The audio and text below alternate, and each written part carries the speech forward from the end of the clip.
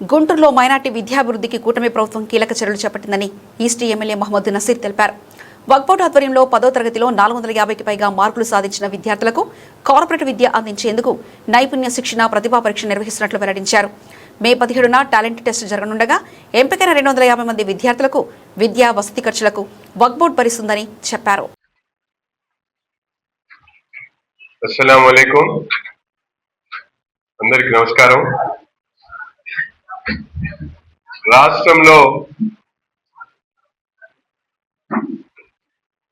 ఉన్నటువంటి ముస్లిం జనాభాలో అత్యధిక శాతం మంది విద్యావంతులుగా, ఉన్నత విద్యావంతులుగా కావాలనేటువంటి లక్ష్యంతో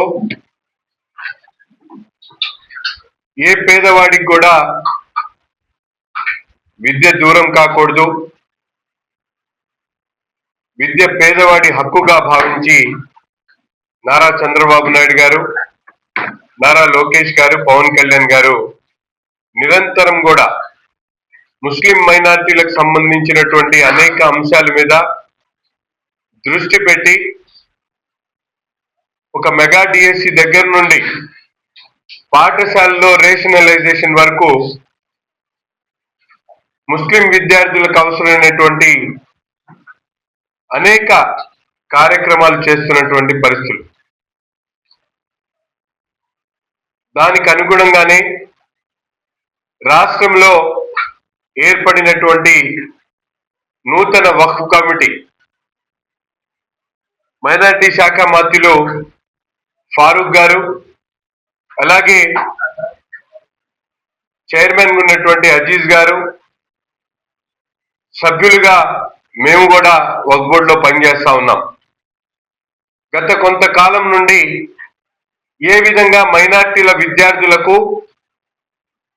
కాంపిటేటివ్ ఎగ్జామ్స్ లో అవకాశాలు దక్కేటువంటి విధంగా చేయగలుగుతామనేటువంటి విషయాన్ని సుదీర్ఘంగా చర్చించిన తర్వాత ఈ సంవత్సరం 10వ తరగతిలో ఉత్తీర్ణులైనటువంటి ముస్లిం విద్యార్థులకు 450 మార్కులు దాటి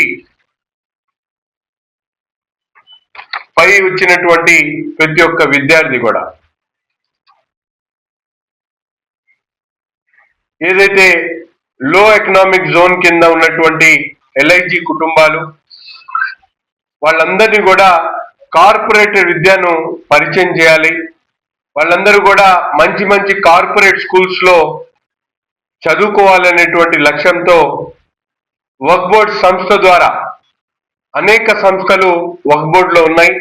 వాటి ద్వారా వచ్చేటువంటి ఆదాయాన్ని కేవలం మతపరమైనటువంటి అంశాలే కాకుండా ముఖ్యంగా వక్ఫ్ సంస్థ యొక్క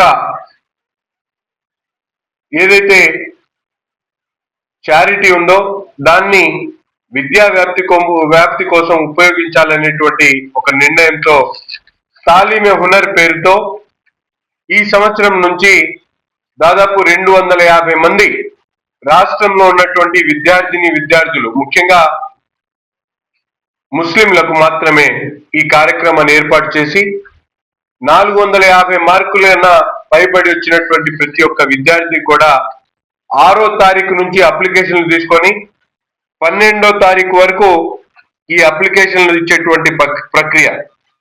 దాని తర్వాత 17వ తారీఖున ఈ పరీక్ష ప్రతి ఒక్క జిల్లా హెడ్ క్వార్టర్ లో కూడా ఈ పరీక్షను పెట్టి ఈ పరీక్షలో ఉత్తీర్ణులైనటువంటి విద్యార్థులు దాదాపు 250 మందికి కేవలం ఓఎంఆర్ షీట్ ద్వారా ఈ ఎగ్జామ్ ని కండక్ట్ చేసేటువంటి కార్యక్రమం పెట్టాం.